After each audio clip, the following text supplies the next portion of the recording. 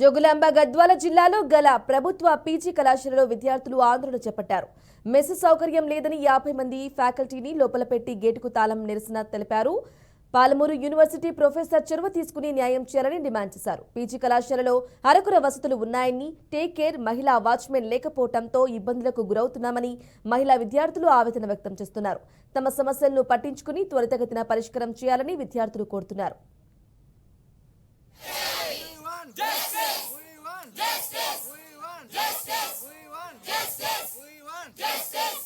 తక్షణమే వీసీ గారు స్పందించాలి. తక్షణమే వీసీ గారు తక్షణమే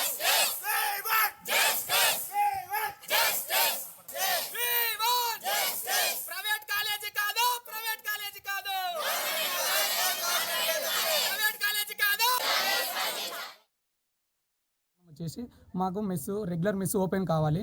ఆ రెగ్యులర్ మెస్ ఓపెన్ చేయడానికి ఇంతకుముందే డీడీలు చెల్లించాము. ఆ డీడీల్లో 85 మంది చెల్లించాము. వాళ్ళు 100 మెంబర్స్ కావాలంటున్నారు. మేము దాన్ని వీసీకి ఒకసారి వచ్చినప్పుడు మేము వీసీకి కూడా లెటర్ ఇచ్చాము. ఖచ్చితంగా చూస్తామని చెప్పిన తర్వాత ఇప్పుడు డీడీలు చెల్లించిన వాళ్ళు మేము చెల్లించినా మీకు రెగ్యులర్ మెస్ని అయితే చేయలేము, 100 మెంబర్స్ లేరు అంటున్నారు. ఇప్పుడు యూనివర్సిటీకి ఒకటే చెప్పేది ఏమిటంటే, మేము ఎన్నో నష్టాలు భరిస్తున్న యూనివర్సిటీ ఒక 15 మంది దగ్గర ఎందుకు మమ్మల్ని ఈ విధంగా ఇక్కడికి తీసుకురావడం జరిగింది. మరి వెంటనే వీసీ గారు స్పందించి ఈ రెగ్యులర్ మెస్సును ప్రారంభించాలని మేము కోరుతున్నాం. అందుకొరకు ఈరోజు కాలేజీని బైహాట్ చేయడం జరిగింది. వీసీ వచ్చి స్పందించే దగ్గర గేట్లు తెరవము. మేము సార్ వాళ్ళని మొత్తం లోపలనే పెట్టేశాము. ఫ్యాకల్టీ మొత్తాన్ని గేట్ లోపల పెట్టి గేట్లు వేసి ఇక్కడ ధర్నా చేయడం జరిగింది. వీసీ స్పందించే దగ్గర ఆ గేట్లు తెరవము. వీసీ వచ్చి ఏదో ఒక సమాధానం మాకు చెప్పే దగ్గర మేము గేట్లు అయితే ఫస్ట్ నుంచి మెస్ లేదు. సో మాది ప్రైవేట్ కాలేజ్ కాదు, government college. It's a government college. అయితే మాకు ఫస్ట్ నుంచి మెస్ లేదు. సో మేము ప్రతి నెల 2000 ఫస్ట్ పే చేసాం. తర్వాత ఏం చేశారు, కూరగాయల రేట్లు పెరిగాయి అది అని చెప్పేసి 2500 చేశారు.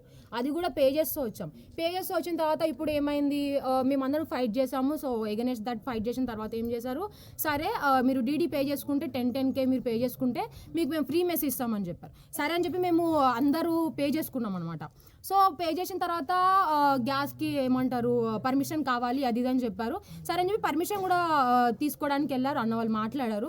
పర్మిషన్ కూడా వచ్చిన తర్వాత ఇప్పుడు సడన్లీ అది మేము చెయ్యలేము, సో దాన్ని మేము ప్రొవైడ్ చేయలేము, దాన్ని మేము మంత్లీ ఎంత పడుతుందో దాన్ని అట్లా క్యాలిక్యులేట్ చేసి ఆ మనీ మొత్తం కట్ చేసి మళ్ళీ మీరు మంత్లీ ఎవ్రీ మంత్ 2500 పే చేసుకోవాలని చెప్తున్నారు.